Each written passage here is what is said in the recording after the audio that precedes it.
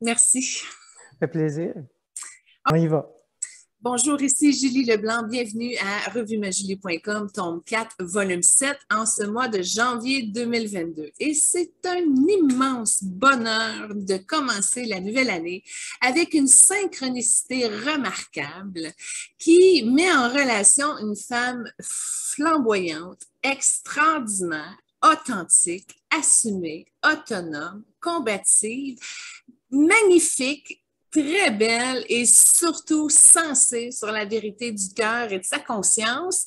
On a la chance cette année de commencer avec vraiment la possibilité de toucher le beau dans son ensemble avec Sylvie Boucher. Merci Sylvie d'avoir répondu à notre appel. Ça me fait tellement plaisir, Julie, vraiment. Puis on commence l'année en force. En force, Oui, oui. le féminin sacré en Oh, 2022. là, habituellement, la rubrique invité du mois, on garde ça toujours de façon standard. On ne rentre pas dans la complexité de l'information dite spirituelle. Mais là, on est gâté. Ce mois-ci, on va pouvoir ouvrir la porte à tout son plein potentiel avec une personne qui s'est reconnue et qui a progresser, évoluer, cheminer dans la matière. Et c'est exactement ce qu'elle vient parler avec nous aujourd'hui. Sylvie Boucher, tu ne parais pas ton âge, toi qui es née en 1955, tu es toujours très, très belle. Comment fais-tu pour garder ce secret de la jeunesse à toutes les tranches de 10 ans? Tu as comme toujours été une très belle femme. Ah ben merci, c'est gentil de me le dire. Je me vois pas comme ça, mais mon secret, c'est juste d'être bien, d'être sur mon X, d'être dans la joie, d'aimer ce que je fais. Puis quand j'aime plus quelque chose, je m'en vais. Je reste jamais dans des situations inconfortables, des choses que pour moi j'ai fait le tour de quelque chose. Je pars. Comme on dit en français, if it's not fun, run. Si c'est pas le fun, cours. Cours, Forrest, cours! Moi, je reste pas dans des trucs, je laisse pas les choses s'envenimer ou j'aime pas cette situation-là. Fait que je recherche toujours le plaisir et la joie dans ma vie. Alors, c'est peut-être ça mon secret, je sais pas. Oui, il doit y avoir des crèmes anti-rides aussi à quelque part. Pas tant, non. Je suis très naturelle dans ce que j'utilise comme j'utilise beaucoup les huiles essentielles, des choses comme ça. Je suis pas non, je cherche pas des crèmes à 300 pièces le pot là, pot gros de même là. Non, non, Est-ce que ça a un lien avec l'alimentation, d'être bien conservé ainsi, si c'est pas les crèmes? ben, je pense que on reflète à l'extérieur ce qu'on est à l'intérieur. Donc, si on est rempli d'inquiétude, de peur, de frustration, de souffrance, puis qu'on traîne nos souffrances comme quasiment un trophée, ben c'est sûr qu'on n'a pas l'air bien. Tu comprends? Ça a beaucoup à voir avec ce qui se passe à l'intérieur, ce que les gens perçoivent de l'extérieur. Fait que l'alimentation, oui, je ne suis pas une maniaque d'alimentation. C'est sûr que je ne mange pas de fast-food, je ne bois pas de Coca-Cola et des affaires de même, là. Du tout, jamais. Fait que je bois de la tisane, je mange un petit peu de viande, mais genre poulet et poisson, c'est à peu près tout ce que je mange comme fibre animale. Puis le reste, ben, je mange ce que ça me tente de manger, sincèrement. Et qu'est-ce que ça te tente de manger habituellement? Hum, Cuisine simple, aliments frais. Je ne suis pas quelqu'un qui va faire des affaires avec de la sauce puis les recettes françaises qui prennent 6 heures à faire. D'abord, ça me tombe ses nerfs. J'aime quelque chose de rapide, le fun, agréable à manger. Comme je te dis, ça a rapport beaucoup avec la fraîcheur des aliments que tu achètes. Tu sais, les légumes, j'achète le bio, évidemment, le plus possible, autant en viande, en poisson qu'en légumes, fruits et légumes. Donc, pour éviter d'avoir tous les pesticides puis tout ce qu'ils peuvent mettre dans les champs de culture, c'est épouvantable, là. Fait que j'essaie de m'en tenir beaucoup à, comme je te dis, des produits frais, des recettes faciles, qu'on ne se casse pas la tête.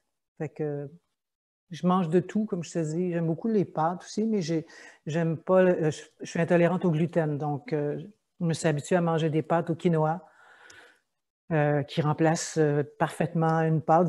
Tu verrais même pas la différence.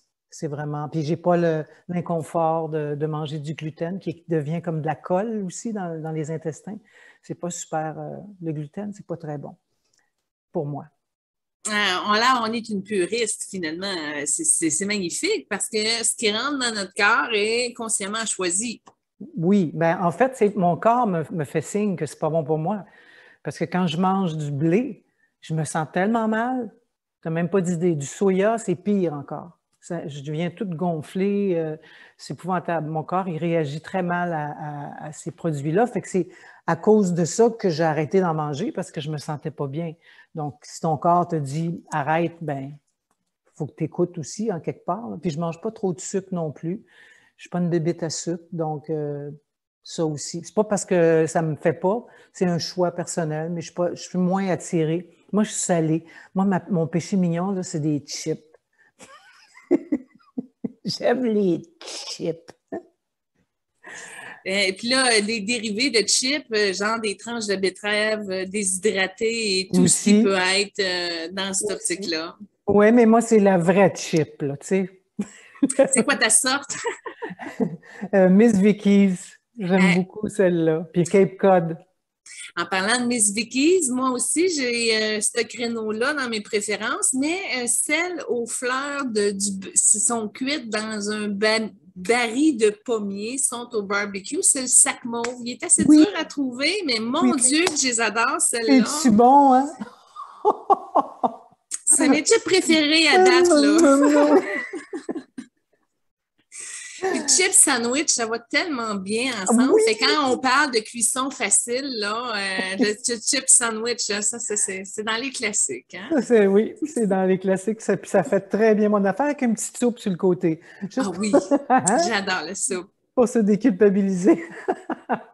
Oui, bien Sylvie, tu dois être en forme aussi physiquement parce qu'une beauté qui se conserve comme ça doit être en forme. C'est sine qua non.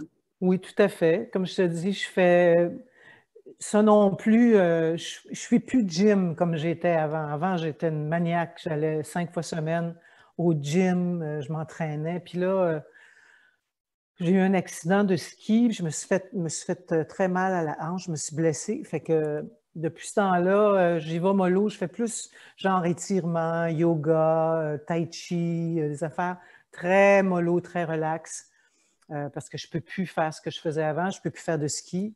Fait que je fais beaucoup de marche, de la raquette l'hiver, des choses comme ça, là. Mais c'est très du kayak. J'adore aller en kayak. Ça, c'est un petit plaisir de la vie. Je suis sur le bord d'un lac, alors pour moi, c'est facile d'aller en kayak. J'imagine, hein? Puis de prendre la tisane avec l'énergie du soleil levant. Es-tu matinal ou plus de soir? Matinale, oui. Qu'est-ce qui se passe quand tu as des représentations, exemple, de Ladies Night qui finit tard le soir? Ben là, j'en ai plus, mais quand j'en avais, ben c'était pas à tous les jours, donc ça, ça fait juste, tu t'adaptes, ton corps s'adapte à. Tu dors un peu plus tard le matin, mais je suis pas capable de dormir très, très, très, très tard le matin. De toute façon, mon chien vient me réveiller, fait que je peux pas dormir plus tard que lui décide que je vais dormir. D'habitude, c'est vers 7h moins quart, 7h, là, c'est son maximum, là. Il m'attend jusqu'à 7h moins quart, 7h, puis là, il vient sciller à côté du lit, fait que je suis obligée de me lever. Fait que voilà. Commençons à la base, OK? On pourrait commencer à savoir où est-ce que tu es né, où est-ce que tu as grandi, comment ça a été ton cheminement, comment tu es arrivé aussi à faire la reconnaissance de ton talent du jeu et entamer ta carrière de comédienne. Mais tout ceci est déjà transmis par le biais de ton livre, ton premier livre, Tout est parfait, et ton deuxième livre, Tout est encore parfait. Tout est plus que parfait. Oh mon Dieu, c'est le troisième que je viens de te donner. Non, le troisième, je pense que je parlerai d'autre chose. Oui, Je parlerai de la transition entre la comédienne et la thérapeute. genre. Bon, OK, commençons par ton premier qui est bien beau. C'est le bleu, c'est cela? Oui, c'est le bleu. Alors, comment ça t'est arrivé de dire, bon, ben là, je me lève ce matin puis j'écris un livre et je transmets avec simplicité qui je suis? Comment on arrive à ce cheminement-là? Je me disais que je ne pouvais pas avoir vécu tout ce que j'ai vécu sans que ça profite à quelqu'un. Ah, déjà. Fait que je me disais, c'est pas possible que j'aie eu une vie aussi rock'n'roll pour ne pas en parler, pour ne pas en faire profiter les autres qui ont vécu peut-être des choses similaires à moi. Fait que c'est parti de cet élan d'aide, d'entraide, si tu veux, pour les autres femmes, que j'ai décidé d'écrire ça. Ça a été pour moi, je ne suis pas quelqu'un qui prend beaucoup de photos, je ne suis pas quelqu'un qui vit dans le passé. Pas du tout. J'ai de la misère à me souvenir de ce que j'ai fait hier. Là. Fait que je suis pas du tout. Fait que ça a été tout un exercice pour moi de me rappeler les dates, les moments. Écoute, j'étais mêlée là, de juste mettre ça par OK, de telle période à telle période, m'est arrivé ça, puis c'était compliqué pour moi. Puis, en tout cas, bref, j'ai fait ce que j'ai pu de mémoire, puis j'ai ajouté à ça à la moitié du livre, c'est la portion de qu'est-ce que j'ai compris de tout ce que j'ai vécu. Qu'est-ce que ça m'a apporté de vivre tout ça? Le Donc, fruit de l'introspection, finalement, ouais, la sagesse qui découle de l'expérience. exactement. Fait que la deuxième partie est comme ma réflexion sur ce qui arrive et pourquoi les choses arrivent. J'ai compris que la pensée crée. J'ai compris que la parole crée. J'ai compris que les actions créent. J'ai compris que j'étais responsable de ma vie. Fait que c'est de ça que je parle dans la deuxième partie parce que avant de réaliser ça, je comprenais pas pourquoi les choses m'arrivaient. J'étais tout le temps, je créais sans conscience. Parce que même inconscient, tu peux créer. Ben oui, c'est sûr. Tu vas créer le chaos. Tu vas créer toujours les mêmes maudites affaires qui t'arrivent puis tu ne sais pas pourquoi. Parce que tu es inconscient de Et ta blessé, création. et blessé. Et blessé, mais surtout inconscient de ta création. Parce que être blessé, c'est une chose, mais prendre conscience de pourquoi tu es blessé et prendre conscience que c'est toi qui as créé ça. C'est pas l'autre qui a créé ça, qui t'a blessé exprès. C'est toi qui as probablement permis qu'on te blesse et qui a co-créé cette situation-là avec une autre personne, que ce soit un conjoint, peu importe ça. Mais c'est une co-création qui se fait à deux. Donc, il faut d'abord donner son aval et son accord pour rentrer dans une relation. Il n'y a personne qui te force à rentrer dans une relation. C'est toi qui prends la décision. Mais avant de réaliser ça, que c'est toi qui prends la décision et que c'est toi qui es responsable de ta co-création avec l'autre, ben tu continues de refaire toujours les mêmes affaires, les mêmes affaires, les mêmes affaires, d'attirer le même genre de personnes. Puis à un moment donné, tu fais, voyons, il doit y avoir une issue à tout ça, une sortie, quelque chose. C'est quand j'ai réalisé que j'étais la créatrice de ma réalité, que tout a arrêté. Et là, je me suis mis à créer consciemment ma vie, plutôt que de me laisser flotter comme une algue sur la mer pendant la marée haute. Là, tu sais. Puis là, maintenant, je suis totalement consciente de ce que je fais. Je suis consciente quand je crée. Je suis consciente quand je parle, ce que je dis aussi. Que ça a une portée. Toute fréquence, une pensée, c'est une fréquence, une parole, c'est une fréquence. C'est une vibration comme la musique. Puis l'action qui vient après, que tu mets ensemble les trois, bien là, c'est sûr que ça va manifester quelque chose. Si tu penses quelque chose, tu dis autre chose, puis tu fais le contraire, tu vas manifester le chaos total dans ta vie. Sylvie, Oui. dans ce qui a contribué à ton éveil et à l'enseignement de tout ça, est-ce que ça aurait un lien en arrière avec Neil Donald Walsh et Conversations avec Entre Dieu? autres, ben oui, bien sûr. Tu l'as lu, c'est Ben ça, oui, ça a c'est ça. contribué à ton éveil. Absolument, mais pas que Wow. lui. Ça a été une longue... depuis 1985, moi, que je suis en éveil, si je peux dire ça comme ça, que je suis consciente de ce qui se passe dans le monde, puis que ce qui se passe en ce moment, je l'appelle la pandémie, mais je le savais que ça s'en venait. C'était évident, c'était clair que ça s'en venait. Donc, ça a été un processus de... Depuis 1985, là, je tombe toujours sur les bonnes affaires qu'il faut que je lise, tout le temps. C'est soit quelqu'un qui me parle d'un livre, soit qu'il me tombe dessus carrément chez Renaud-Bré, soit que j'en entends parler par l'Internet. En tout cas, je lis toujours les bonnes affaires. Je suis tout le temps sur mon X. J'attire vers moi toujours les bonnes lectures qui m'ont amené graduellement, dont Neil Donald Walsh, qui a été une autre conversation avec Dieu, qui m'a ouvert une autre porte dans ma conscience, parce que chaque auteur a ouvert une porte. Il n'y a pas juste une porte dans la conscience, il y en a des millions. Dans tes millions de portes, là, Drunvalo Melchizedek, j'imagine, ça a dû croiser ton chemin, ça aussi. Edgar Tolle. Oui, bien sûr. Ça fait partie aussi de, comme je te dis, ça ouvre des portes. Aujourd'hui, je lis presque plus. Je t'avoue que j'ai pas mal lu tout ce que j'avais à lire, puis la vérité, maintenant, je la trouve moi-même, dans mon cœur. Quand je suis face à quelque chose, un événement, une personne, n'importe quoi, je reviens toujours dans mon cœur pour voir comment je me sens. Est-ce que je suis en contraction ou je suis en expansion avec cette personne-là ou avec cette vérité-là qu'on me nomme? Est-ce que je suis bien ou je ne suis pas bien? La contraction, ça veut dire que tu n'es pas bien. Ton corps est de même, tu réagis, tu as le poil sur les bras. Puis en expansion, c'est le contraire. Tu es complètement ouverte. Ça fait « Ah, mais oui! » Fait que la vérité, elle se trouve là pour tout le monde, pas juste pour moi. Donc, moi, comme je te dis, j'ai fait le tour pas mal Je te dirais que la seule personne que je lis encore, c'est Yvan Poirier, Philippe François. C'est pas mal les deux personnes que je suis là, régulièrement, presque quotidiennement. Je lis... Yvan Poirier, c'est un de mes grands amis, donc j'ai le bonheur de pouvoir lui parler directement. Donc, nos échanges sont très, très... Là, je suis en expansion quand je parle avec lui. Vraiment. Il y a des gens comme ça dans nos vies qui sont des cadeaux.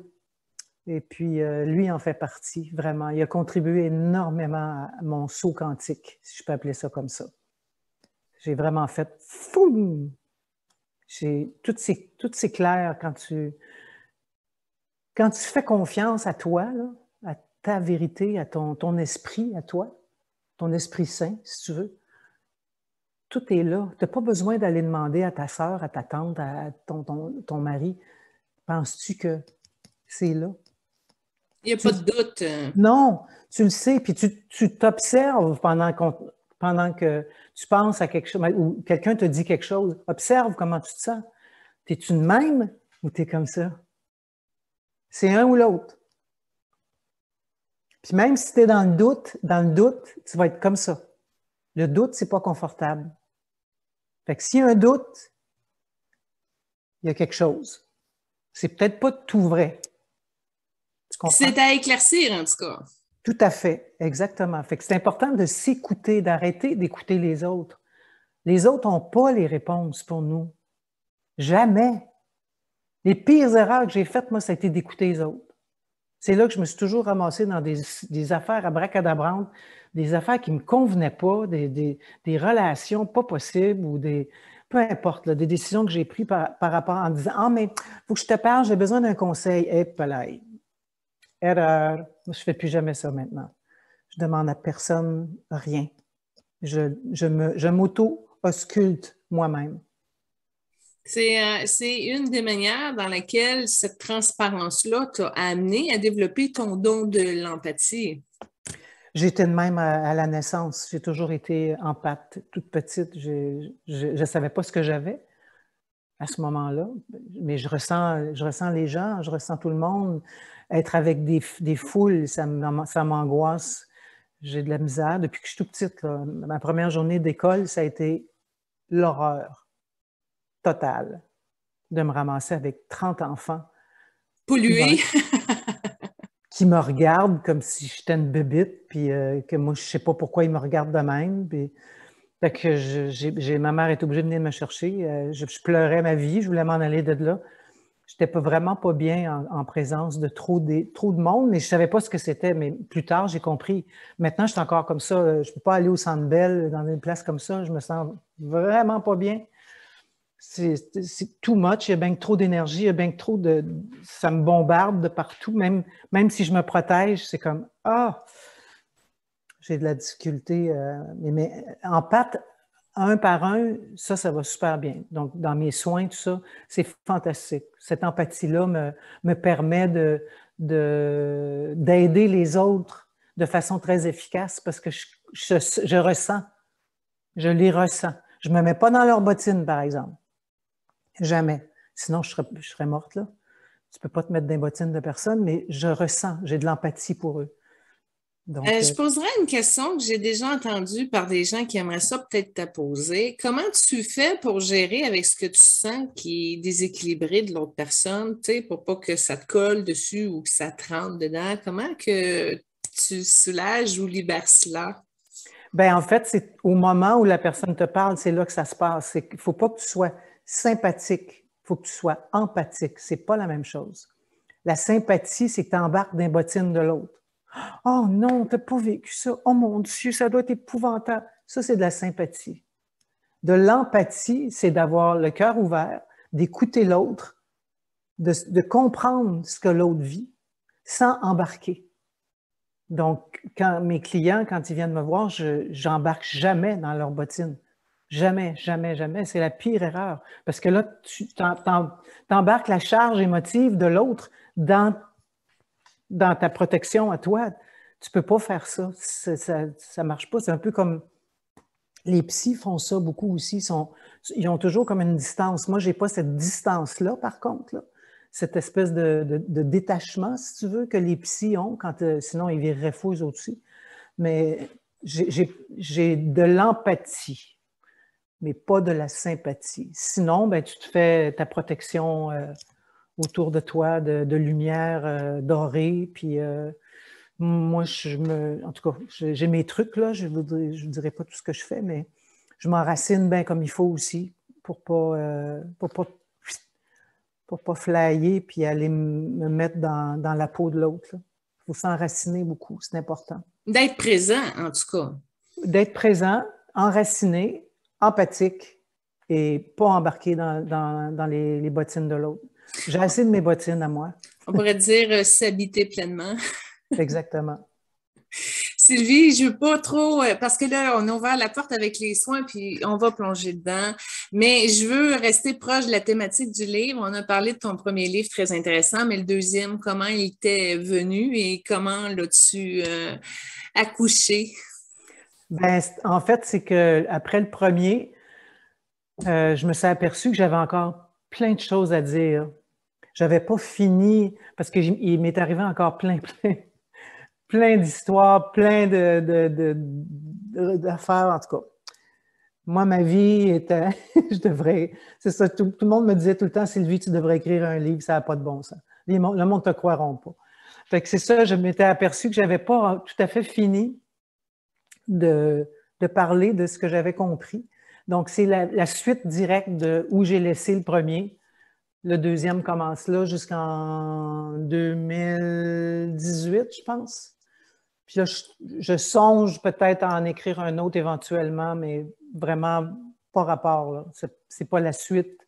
Ça serait vraiment un autre sujet complètement différent, comme je te disais tantôt, de l'actrice à la thérapeute. Là, genre, qu'est-ce qui a fait que j'ai fait le switch? Qu'est-ce qui m'a amené à complètement délaisser le métier et le showbiz et tout ça? Bon, ben, parlons, commençons par l'actrice, OK?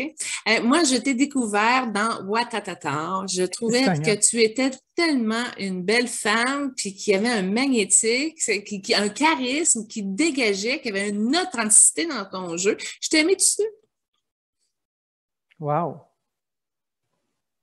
Ben, je sais que tu as eu des rôles avant que moi j'arrive dans le portrait là, avec mon Ouattatata. Dans mon jeune temps, en plus. Qu'est-ce que tu as le plus aimé comme rôle dans tout ce que tu as fait? Ben, je t'avoue que je les ai tous aimés autant les uns que les autres parce que chaque chaque personnage, il fallait que j'aille chercher quelque chose de particulier à chacune. Tu sais, je ne pouvais pas jouer le personnage comment je m'appelais dans Watatata, je ne me rappelle plus. Je ne pouvais pas jouer ce personnage-là comme j'ai joué d'autres. Mettons, Nancy dans Taxi 22, c'est des personnages complètement différents. Donc, c'est sûr que ça va chercher des résonances en moi. C'est une partie de moi. À chaque personnage que tu joues, tu ne peux pas jouer ça déconnecté de toi, ça ne passe pas. C'est pas. Les gens vont dire « Ah, elle est donc bien pas bonne ». Il faut que tu partes de toi, de ce qu'il y a en toi qui ressemble au personnage. Puis là, ben, j'y vais avec les dimmers. S'il faut que tu mettes plus, mettons, l'alcoolique, la menteuse, tout ça, tu mets tes dimmers à 10, à 5, dépendamment de ce que tu as à jouer. Dépendamment du personnage, l'exigence du personnage. Mais ça part de toi, ça part d'une place en nous qu'on doit gérer avec les dimmers, si je peux dire ça comme ça. Oui, c'est parfaitement clair comment assaisonner sa couleur et son caractère du personnage. Mais je veux aller plus en profondeur avec Patrick Huard parce que finalement, Nancy s'avère être sa copine finalement. Fait qu'il y a des scènes qui sont plus rapprochées, plus intenses émotionnellement. Mais sinon, ton expérience avec Patrick Huard, qu'est-ce que tu peux en dire? Ah, mais c'était le fun. Mais Patrick, c'est un phénomène, là. Lui, il faisait tout dans ce show-là. Il réalisait, il jouait dedans, il produisait, puis il aidait à l'écriture aussi. C'est pas lui qui écrivait, mais ça vient de son concept, le son personnage de show d'humour, finalement. De Rogatien, exactement. Donc, mais il y avait tellement de chapeaux. Sur le plateau, il était constamment pris par autre chose, pris par la shot qu'il était pour faire. Fait qu'il avait toujours son laptop à côté là, pour voir la shot, pour voir si c'était bien cadré, tout ça. Fait que, il fallait qu'il regarde ça, il fallait qu'il regarde son texte, il fallait qu'il voie à tout, parce que quand tu produis, puis tu réalises, puis tu joues dedans, ben je t'avoue que c'était comme un squiddly diddly, la pieuvre. Là, oui, l'hyperactivité même, là, du sens d'avoir trop de responsabilités en même temps. Puis il apprenait son texte le matin en arrivant au snack bar. Il se mettait là, il y avait son texte, là, puis on se faisait des italiennes. OK, puis là, il changeait des affaires. Puis là, il improvisait. Fait qu'il partait d'un texte écrit, puis souvent, il flyait, il sortait du texte, il se mettait à improviser, puis là, moi, j'étais comme, hop là, OK, faut que je le suive, là. Parce que moi, j'ai une réplique après, il faut que je réponde. Oui, toi, tu as appris ton texte. Moi, j'ai appris toi, tu as fait l'effort. Fait que, non, mais c'était vraiment le fun. C'est un gars extrêmement brillant, extrêmement talentueux, très, très, très, très drôle. Il a un sens de l'humour hors du commun. J'ai beaucoup, beaucoup aimé travailler avec lui. J'aurais souhaité que ça dure encore 10 ans, ce show-là. Mais la vie en a décidé autrement. Il fallait que je sois ailleurs, il fallait que j'aille ailleurs, moi aussi. Fait que c'est comme ça. Parlons d'un autre de mes coups de cœur. Je trouve que le personnage qui accompagne Rémi Gérard dans Un père de flic en père, de père en flic. Excuse-moi. Je l'ai vu plein de fois, ce film-là, puis tu vois, je fais encore des petites dyslexies. Je trouve que tu es convaincante, tu l'as bien, la réplique que tu donnes à Rémi Gérard, tu es solide, on voit que, en tout cas, on reconnaît certains traits de Sylvie dans cette optique-là. Comment ça a été ton expérience sur ce film-là? Ça a super bien été, Rémi, charmant aussi. On s'est très, très bien entendus. On avait une scène de lit à faire ensemble. En plus, ça, c'est pas évident. C'est avec quelqu'un que tu connais plus ou moins. C'est tout le temps « Salut, moi, c'est Sylvie. » Avant de faire une scène de baise, c'est tout le temps un petit peu malaisant. Mais non, ça a été c'était parfait. C'était vraiment... c'est un gentleman, Rémi Girard. Fait que j'ai que des bons mots à dire de lui. Concernant la fin du film, finalement, où vous vous retrouvez hors du Québec, dans le sud, protégé de la mafia et tout ça, c'était-tu un fond vert ou vous étiez réellement dans le sud? On n'était pas dans le sud, pas en tout. Non, on était quelque part sur le boulevard Gouin. Je me souviens plus où exactement. Non, ça aurait été le fun, j'aurais Ben aimé ça. oui. Non, pas dans le sud. Non, Colin.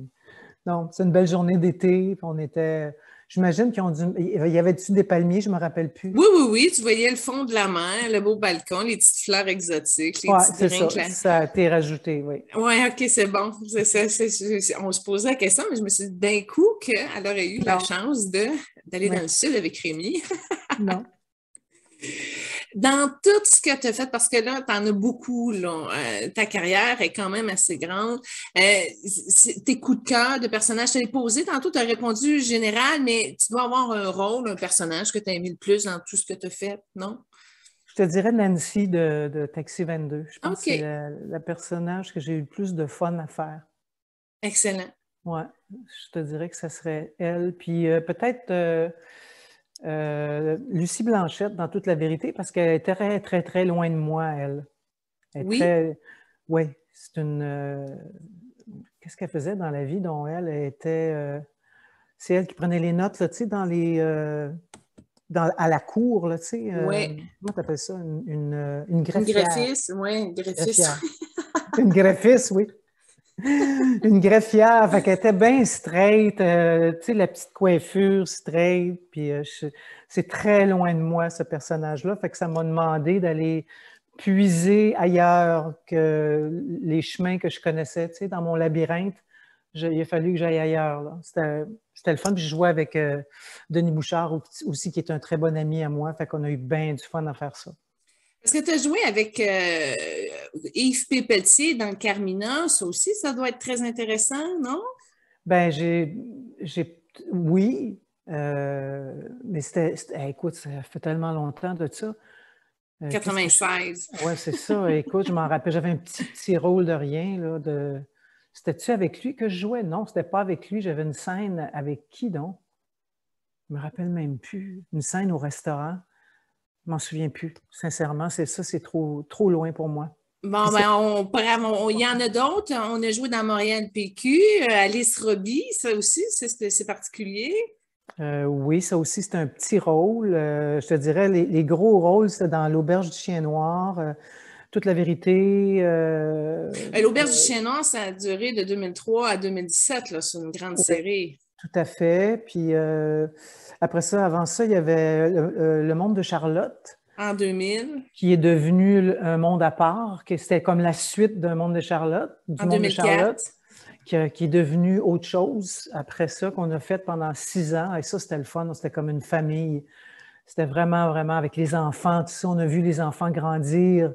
La petite Charlotte, au début, elle avait, mon Dieu, 8 ans, quelque chose comme ça. Puis on les a vus devenir adolescents, on les a vus, tu sais, tous les enfants. Il y avait Bianca Gervais qui était là-dedans aussi, qui est devenue une femme maintenant, une maman. Et, tu sais, là, c'était vraiment drôle. Mais quand Bianca elle a commencé dans ce show-là, elle avait 14 ans peut-être. Fait qu'on l'a vu devenir femme, on l'a vu tu sais, c'était le fun, là.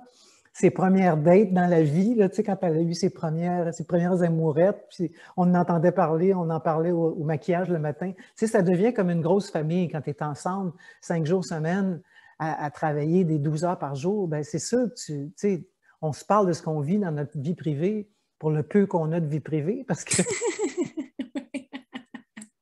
l'autre 12 heures, il faut que tu dormes là-dessus, là, fait qu'il t'en reste plus gros pour toi, pour ta vie privée. Mais ça a été une très, très belle expérience de gang, le monde de Charlotte, puis un monde à part. Je t'avoue que ça, là, quand ça a fini, j'en ai braillé une shot.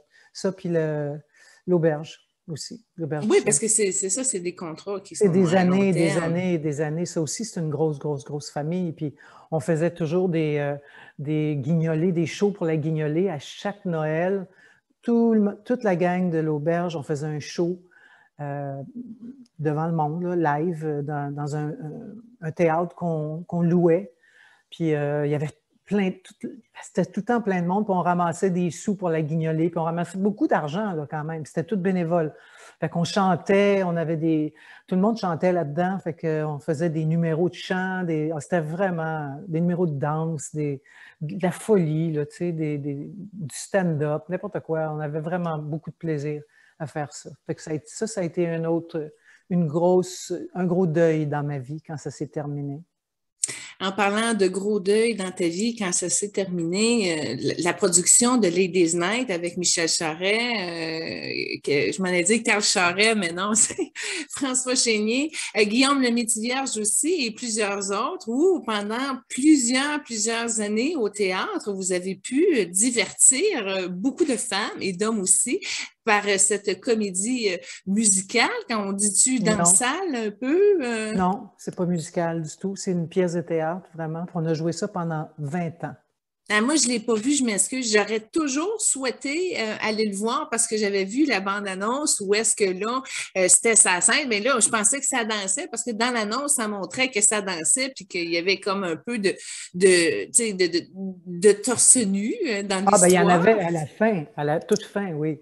Il y a un numéro de danse à la fin, mais c'est une pièce de théâtre. C'est vraiment l'apprentissage des gars qui travaillent d'une usine, qui n'ont aucun sex appeal, puis ils décident qu'ils veulent gagner de l'argent en dansant tout nu. Fait qu'ils m'engagent. En fait, ils viennent me chercher moi parce que je suis la propriétaire du Hot Lips, qui est le bar de danseurs nus de la région. Puis ils viennent me chercher pour que je les coach puis que je les aide à devenir bons, mais ça n'a pas de bon sens comment ils sont pourris. Fait que c'est très, très, très, très drôle. Et puis, eux continuent leur périple, mais moi et Guillaume, on n'est plus là parce qu'on n'est pas vaccinés. Puis, ils nous refusent l'accès, même en arrière, même en coulisses. On ne peut pas faire le show. Alors, au revoir. OK, je pense que c'est le temps de rentrer dans la section pandémie. Sylvie, quand on fait des recherches sur Google, on voit que publiquement, tu t'es affirmé et affiché sur ta position de « je refuse de prendre le vaccin COVID ». Et depuis ce temps-là, ben, j'imagine que ça a eu des répercussions, exemple comme la perte du contrat de Ladies Night. Tout à fait. Mon agent aussi m'a comme remercié de mes loyaux services. J'étais à l'agence pendant 20 quelques années. Puis ça s'est terminé là, par courriel, là, vraiment en poche. Là. Genre, je te remercie, mais comme tu ne veux pas collaborer, je ne peux pas t'aider. Exactement. Ah, ouais. Oui. Frette net sec demain. Fait que la pandémie a mis fin finalement à ta carrière de comédienne, à cause du principe du vaccin finalement. Oui, depuis que le vaccin est comme devenu obligatoire pour rentrer dans un théâtre ou à Radio-Canada ou à TVA, tu ne peux plus rentrer à TVA sans ta passe. Fait que c'est sûr que de surcroît, je ne peux plus travailler. Mais ma décision a été prise bien avant ça. Oui, parce que dans ton CV, ton dernier contrat que tu as eu au niveau d'être comédienne là, remonte à 2016. Ça veut dire qu'il y a eu un cheminement entre 2016 et jusqu'à aujourd'hui. 2016, je pense que c'était District 31, mon dernier contrat. Bon, ben, il est District 31, là, il n'est pas sur Wikipédia. C'est ça. C'est District 31, oui. J'avais un rôle, je faisais la mère de celle qui est morte, là, la policière qui est morte, là. En tout cas, bref. J'ai pas écouté, je m'excuse. Les gens qui regardent ça vont la reconnaître. Fait que c'est ça. Ça a été mon dernier contrat. Et à ce moment-là, il n'y avait pas ça. C'était en 2018, je pense. Il n'y avait pas la pandémie et tout ça. Là. Ça n'existait pas. Donc, il y avait pas, on ne parlait pas de ça. Mais déjà là, j'avais comme fait le tour du métier. Ça ne me tentait vraiment plus. J'avais plus de plaisir. Puis comme je t'expliquais tantôt, quand j'ai plus de plaisir, je quitte. On arrive à avoir fait le tour de tout ça. Est-ce que ça serait en lien avec toujours le fait de jouer un personnage autre que soi? Y a-t-il une question identitaire là-dedans? Il y a pour moi, la vie est une grande pièce de théâtre dans laquelle tout le monde qui croise ta route vient jouer un rôle. Pour moi, je vois la vie comme ça. Tout est une illusion, il n'y a rien de vrai. On se fait mentir partout. Les gens ont de la difficulté à être authentiques. Ils ne savent même pas qui ils sont. Fait que tout le monde joue un rôle dépendamment avec qui tu danses. Tu sais. Puis à un moment donné, justement, je parlais avec mon ami Yvan Poirier, puis je disais, Yvan, ça n'a pas de bon sens. Je joue une pièce de théâtre dans une pièce de théâtre. Je dis, ma vie est une totale illusion. Ça ne me convient pas du tout. Moi qui est hyper authentique, hyper dans le moment présent, je suis vraiment quelqu'un, ce que tu vois, c'est ça, c'est moi. Je ne joue pas de rôle dans ma vie. Fait que je trouvais que ça ne correspondait plus du tout avec qui j'étais. Puis sur le chemin de la conscience, plus tu avances, tu ne peux plus reculer. Une fois que tu sais ce que tu sais, tu ne peux pas faire semblant que tu ne le sais pas. Tu comprends?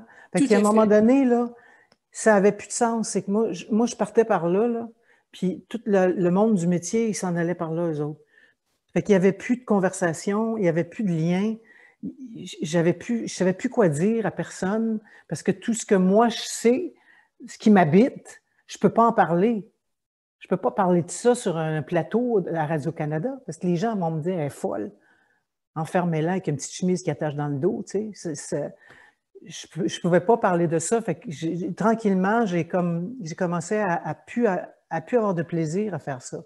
Puis quand j'ai plus de plaisir, moi, c'est vraiment, il faut que je parte. Je ne peux pas rester à broyer du noir dans une situation qui m'apporte rien, qui m'apporte juste du désagrément ou...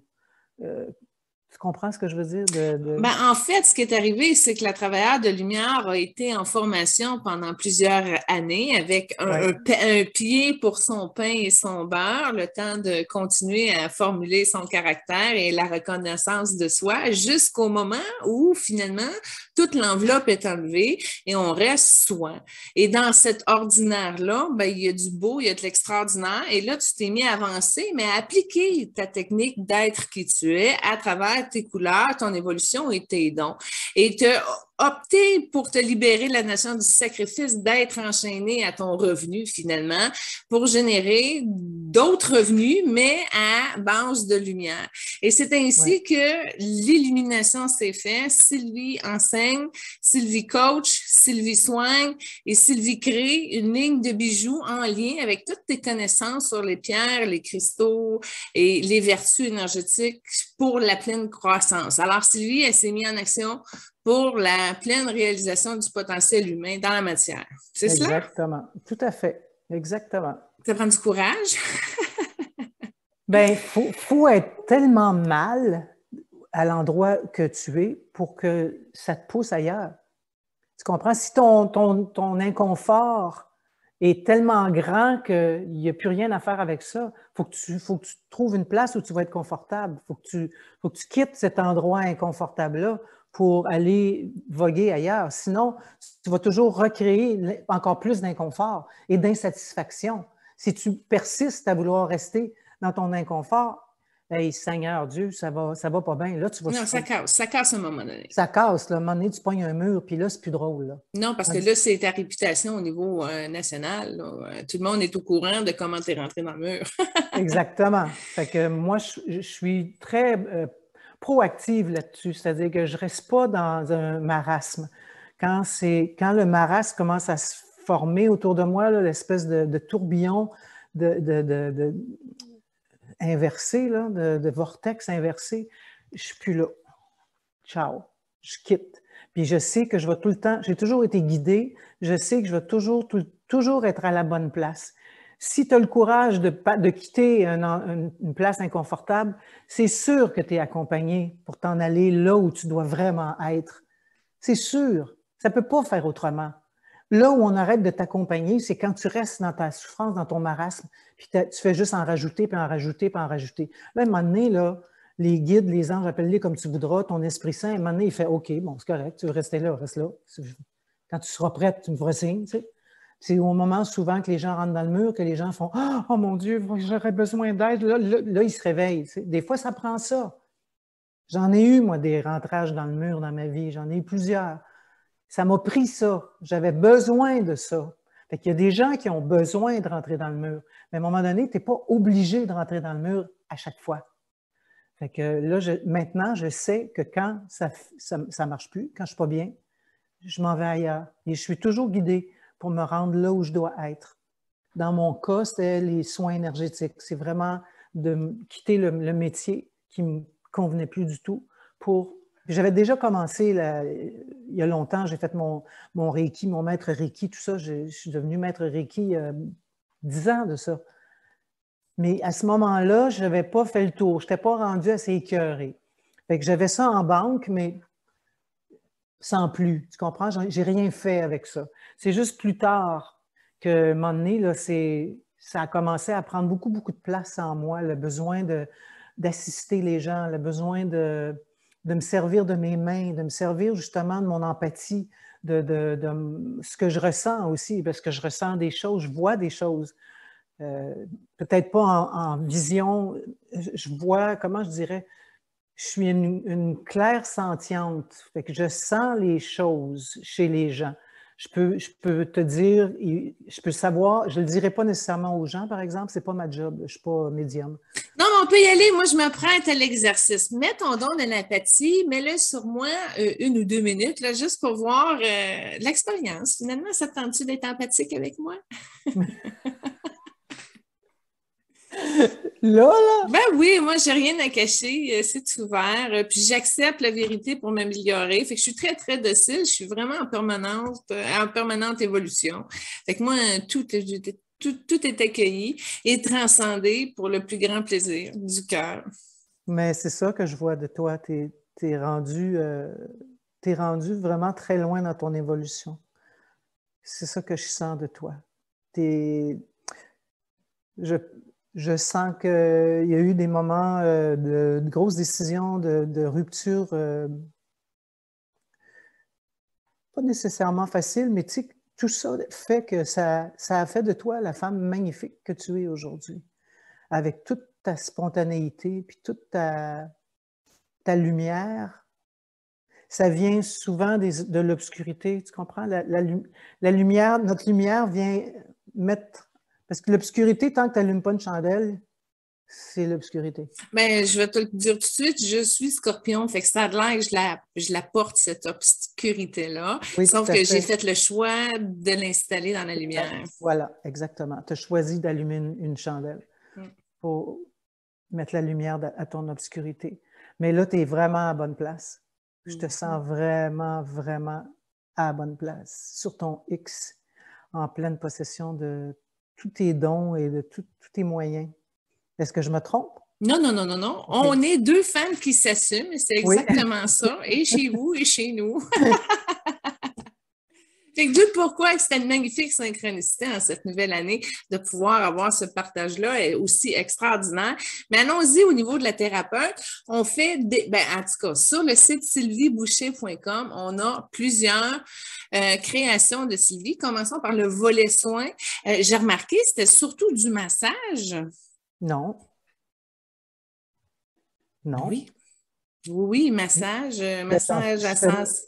Je fais massage métamorphique. Moi, je suis formée pour faire le massage métamorphique. Mon conjoint, lui, est formé c'est un massothérapeute. Fait qu'on fait des soins à 2, mais je fais des soins toute seule. Parce que là, c'était la question au niveau du massage de 4 mains. Je fais wow, elle les prend où ces 2 autres mains? Fait que là, la réponse est là. Ça vient du conjoint. Okay. Le conjoint, lui, c'est un massothérapeute. Donc, puis il fait des soins énergétiques aussi. Fait qu'on offre des soins énergétiques à 4 mains, donc lui et moi ensemble, ou massage thérapeutique et métamorphique. Moi, je fais le massage métamorphique, qui est le massage pied, main, tête. à des endroits spécifiques. Ça, là, ça doit être excellent parce qu'en même temps, à toutes les fois que tu déposes ton doigt à quelque part, tu dois automatiquement toucher à une mémoire qui est là, qui est encore dissonante. Alors ça doit être un massage tellement régénérateur et récupérateur. Quel don extraordinaire de pouvoir appliquer cette recette-là. Tout à fait. Bravo, bravo. Ça, c'est un besoin. Moi, tant qu'à choisir un massage, j'irais vers la libération des mémoires. Il y a tellement de mémoires dans les mains, dans les pieds et tout ça. Ça, la libération des mémoires cellulaires, c'est pas un massage, par exemple. Ça, c'est un soin énergétique. OK. Oui, c'est les soins énergétiques. Je fais moi, comme je te dis, je suis formée pour le massage métamorphique. Le massage métamorphique, c'est tous les influx nerveux que l'enfant reçoit pendant qu'il est en gestation dans l'utérus parce que sa colonne vertébrale est appuyée sur celle de la maman. Fait que la maman, à chaque fois qu'elle vit quelque chose, l'enfant reçoit l'influx nerveux qui passe à travers la colonne vertébrale de la maman, puis qu'elle lui envoie ça à l'enfant.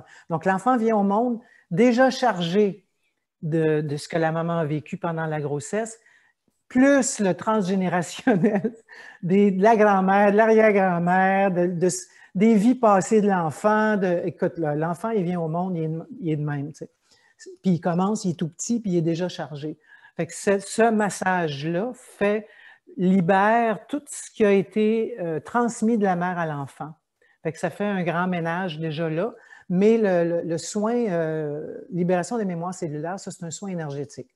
Là, on va chercher dans les vies passées, on va chercher dans le transgénérationnel, on va libérer des choses qui traînent, qui sont accrochées après vous, qui ne vous appartiennent pas.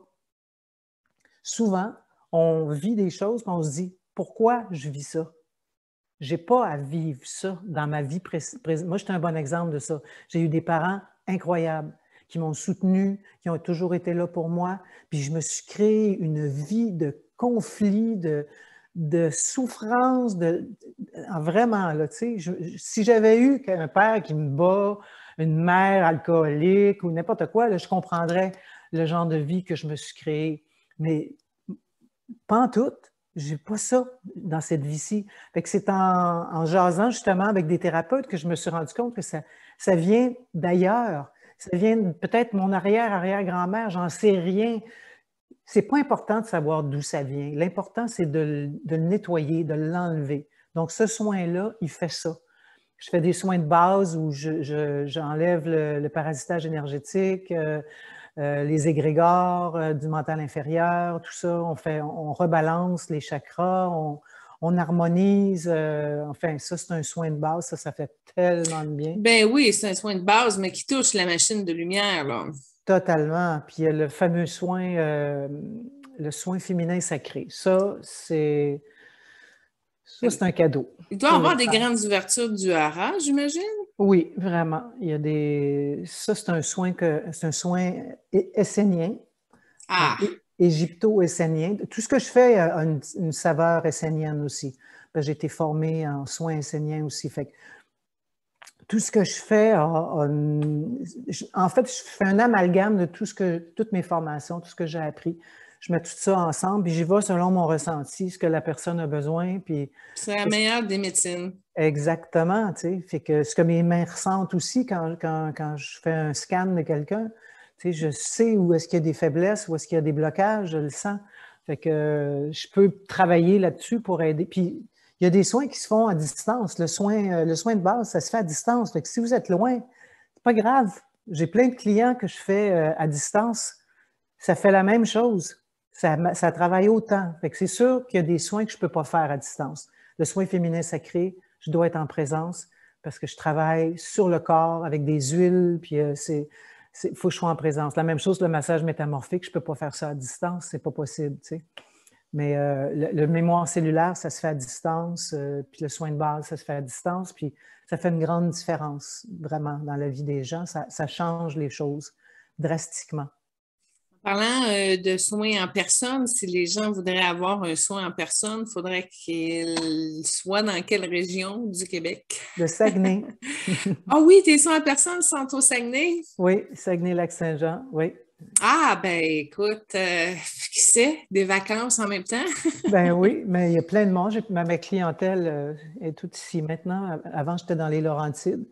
Puis ceux qui sont dans les Laurentides, je fais des soins à distance maintenant, puis ça marche. On se parle, on se fait un Zoom comme ça, puis on échange, parce que c'est important d'échanger à chaque visite, à chaque fois qu'on se voit pour voir les améliorations. Qu'est-ce qui s'est passé depuis la dernière visite? Tu sais, j'échange énormément avec ma clientèle. Je fais aussi de la relation d'aide, tu comprends? C'est Oui, oui, quasiment il y a un ça, là. coaching là-dedans, Oui, c'est de la relation surtout d'aide. pour transmettre l'alignement des pensées, paroles et actions, entre Oui, autres, entre sur autres. les aspirations du cœur pour arriver à reconnaître ce qui se passe Oui. réellement dans une profonde écoute universelle. Écoute, c'est carrément génial là, ce que tu crées, ce que tu fais, mais ce n'est pas tout.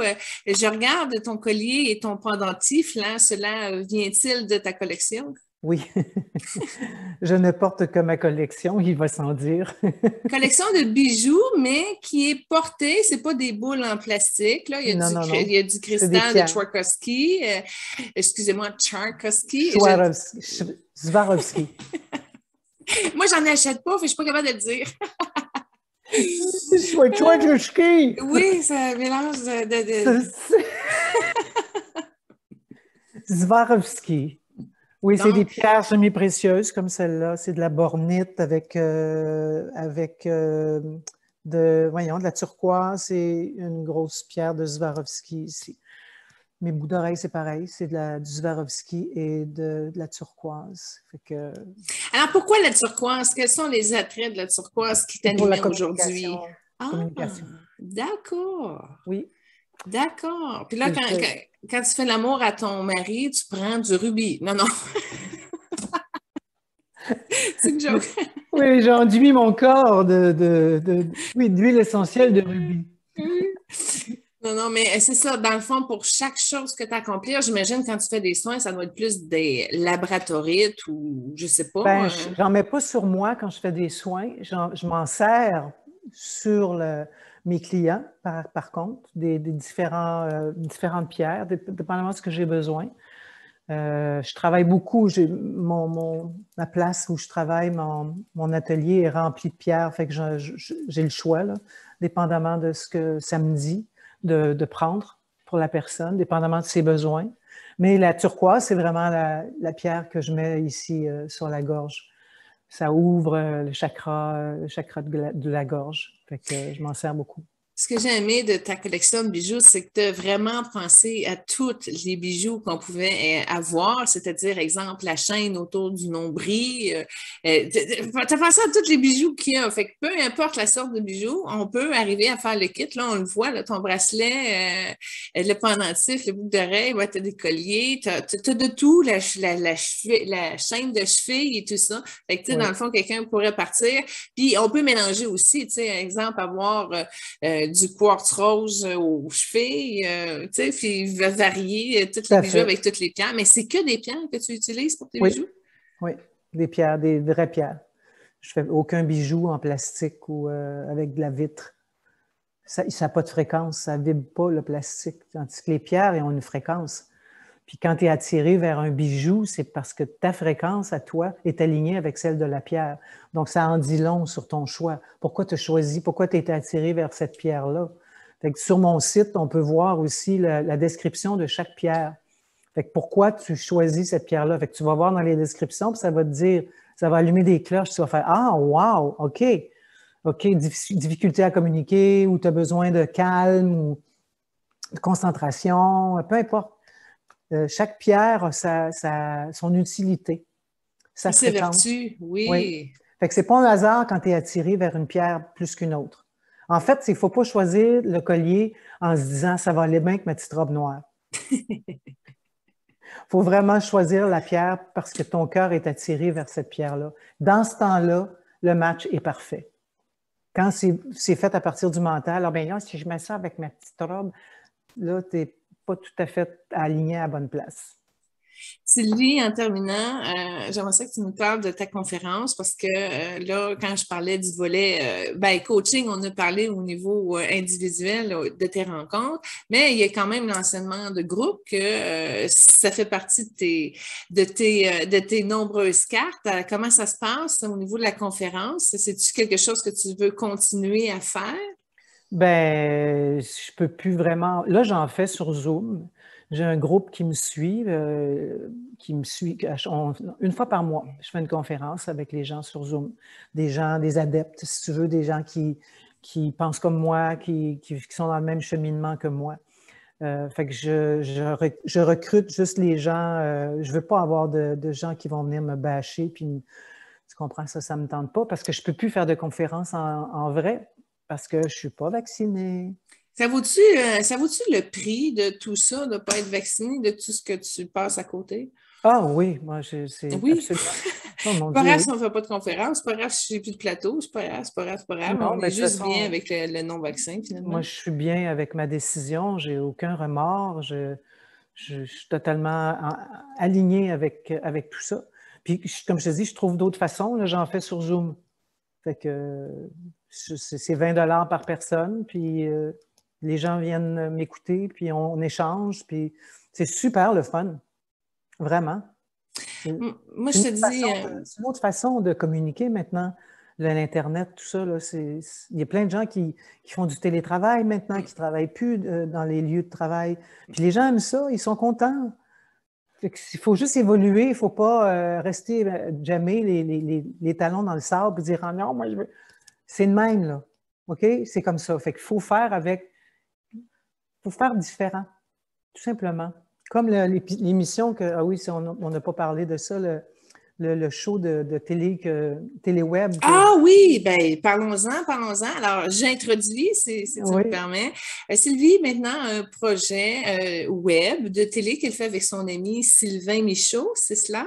c'est cela. Et ça s'appelle Callback. Oui, callback, c'est un terme du métier d'acteur. C'est quand on va passer une audition une première fois et que le réalisateur veut nous revoir une deuxième fois, on appelle ça un callback. Il n'y a pas de mot français pour ça. Ça s'appelle un callback. Tu es demandé en callback. Ça veut dire qu'on veut te revoir. Le réalisateur n'est pas assez sûr, il veut te faire jouer d'autres scènes pour être bien sûr. On a appelé ça callback parce que c'est l'histoire réelle de Sylvain et de moi. Sylvain qui est un agent d'immeuble très populaire et qui a eu une carrière incroyable dans l'immeuble, dans l'immobilier, qui a décidé un jour de quitter l'immobilier pour devenir acteur. Fait qu'il est allé faire ses formations en privé dans des écoles privées, tout ça. Puis il réussit jamais à avoir un rôle. Il n'est pas capable de se trouver un agent. Il a décidé de devenir cinéaste pour faire ses propres films, pour jouer dedans. Fait qu'il s'est mis à écrire, à réaliser, à jouer dans ses films, parce que c'est la seule façon qu'il peut jouer. C'est dans ses propres créations. Puis moi, Sylvie, qui est un petit peu désabusée, qui est un petit peu qui a fait le tour du métier, puis qui voit les injustices, puis qui voit le favoritisme, puis qui voit les fausses auditions, puis qui, tu sais, je veux dire, c'est pas, c'est beaucoup de l'illusion, hein? Le monde du showbiz, c'est pas, c'est pas ce qu'on nous montre à l'écran.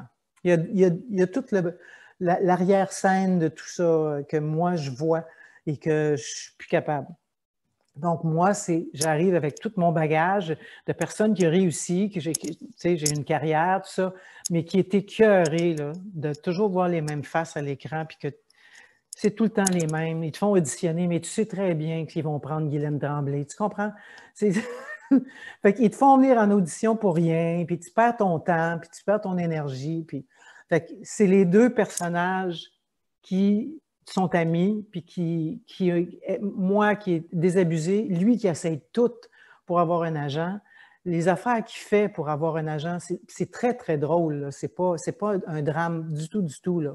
On prend des situations dans nos vraies vies, puis on les rend comiques. Fait que c'est ça, c'est sur le web. Ça va être diffusé, je crois que ça l'est déjà sur Malibert TV. Puis sur Indiegogo, nous, on fait en ce moment une levée de fonds parce que ça nous a coûté très cher faire ça. On n'a eu aucune aide financière. Zéro. Ça fait 1 an qu'on travaille là-dessus, qu'on tourne, qu'on a écrit, qu'on a tourné. Sylvain a fait le montage. On a engagé 2 personnes qu'on n'a pas payées parce qu'on n'avait pas les moyens. Fait que là, on a fait 6 épisodes et on voudrait continuer parce qu'on a 12 d'écrits, mais là, on ne peut plus. parce qu'on est dans les dettes jusqu'ici, on a loué de l'équipement, bon, en tout cas, je vous épargne les détails. Fait que c'est ça, là, on fait une levée de fonds sur Indiegogo pour être capable de continuer notre projet, parce que si on veut faire de la télé différemment, il faut arrêter d'encourager Vidéotron, puis le câble, puis tout ça. Il faut commencer à encourager les créateurs du nouveau monde, si tu veux. Là, tu sais. Si on veut voir les choses changer, il faut arrêter de faire les choses de la même façon. Donc, nous, Sylvain et moi, c'était notre façon de contribuer à avoir un showbiz différent, avoir une façon de regarder la télé différente. Au lieu de se parquer devant Radio-Canada puis TVA à tous les soirs, peut-être qu'encourager justement des nouveaux créateurs qui essayent de faire de la télé différemment, comme Malibert TV, c'est une chaîne de télé web sur laquelle il y en a déjà du contenu, mais il faut que tu t'abonnes. Ça coûte pas cher, ça coûte genre, je ne sais pas, moi, je dis n'importe quoi, 25$ par année ou par mois, je ne sais pas, mais c'est très peu comparativement au câble qui coûte 100 quelques piastres par mois si tu vas avoir ton câble, toutes tes patentes. Tu sais, fait que là, c'est une nouvelle façon. En fait, c'est que c'est le peuple qui va financer eux-mêmes leur télé. Ce qu'ils ont envie de voir. Parce que là, à Radio-Canada, TVA, on t'impose des émissions qui, pour moi, c'est de la soupe réchauffée. C'est toujours la même affaire, c'est toujours les mêmes faces, c'est tout le temps le même monde. Il n'y a rien de stimulant là-dedans. C'est toujours des drames, tu comprends? Il n'y a pas de conscience là-dedans, zéro. De toute façon, si tu as de la conscience, tu ne passeras pas à Radio-Canada ni à TVA. Fait que pour les gens, justement, qui sont éveillés et qui ont envie de voir autre chose que ce qu'on nous propose, ça, c'est une bonne façon de contribuer à mettre en place le nouveau monde, le nouveau showbiz au Québec. Fait que c'est ça. Nous autres, on a fait ça vraiment dans le but de changer les choses. Vas-y. Ça change les choses. Je me permets juste de préciser que dans l'article de l'entrevue de Sylvie, je vous mets les liens justement si vous voulez contribuer pour faire un don ou à regarder même les épisodes. Moi, j'en ai regardé une. J'ai regardé la deuxième, celle où tu ne te déplacerais pas pour une réplique dans le film de Tom Hanks. Moi, par rapport de mon côté, qui est non désabusé, moi, une ligne dans un film américain, moi, y aller certain. Parce que combien de fois je suis allée auditionner pour des films américains, puis c'était déjà, les dés étaient pipés d'avance. C'est une Américaine qui l'a eu. Mais eux, ils sont obligés, ils ont un quota à remplir d'auditions. Ils ne peuvent pas arriver avec tout leur talent. Leur distribution. Non. Puis sans prendre des talents d'ici. Ils sont obligés de faire des auditions. Sauf que la plupart du temps, ils vont dire, ben, on n'a pas trouvé ici, alors on va prendre notre actrice. Tu comprends? Mais ils nous font venir pareil en audition pour rien, là. Pour une ligne. Voyons. J'ai un démo de jeu. Tu peux regarder mon démo de jeu. Tu vas voir que je ne suis pas pourri, là. Je suis capable d'enligner une phrase. Là, tu comprends? Mais non, c'est vraiment pour combler les quotas d'audition. On a vu 50 personnes en audition pour ce rôle-là. Le réalisateur a aimé personne. Fait que, c'est pour ça qu'on a fait un sketch là-dessus, parce que ça m'est arrivé trop de fois. Puis là, ben, maintenant, je ne fais plus ça, plus jamais. Je ne me déplace plus pour une ligne. Non. Parce que je sais de toute façon qu'est-ce qui va arriver au bout. C'est malheureux. Ben, c'est ça, je te dis, c'est l'envers du showbiz. Ce que vous voyez, vous autres, c'est le produit fini où tout le monde shine, tout le monde est bon, tout le monde est à leur meilleur. Mais tout ce qui se passe en arrière, l'envers du décor que vous ne voyez pas, que nous autres, on voit. Fait que c'est de ça que j'étais un peu tannée. Ah oui, on dénonce, c'est bien, j'aime ça. Ça fait avancer. Voilà. Oui, bien, tout à fait. Sylvie, tes bons souhaits pour la prochaine année, qu'est-ce qu'on peut te souhaiter?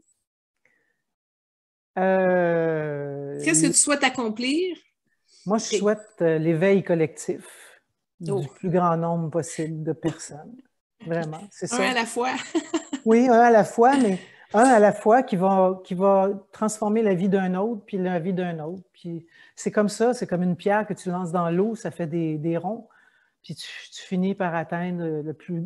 Parce que plus on va être éveillé, plus on va bien se porter, plus on va prendre la responsabilité de nous, plus on va revenir dans nos cœurs, plus on va se connecter avec notre divinité.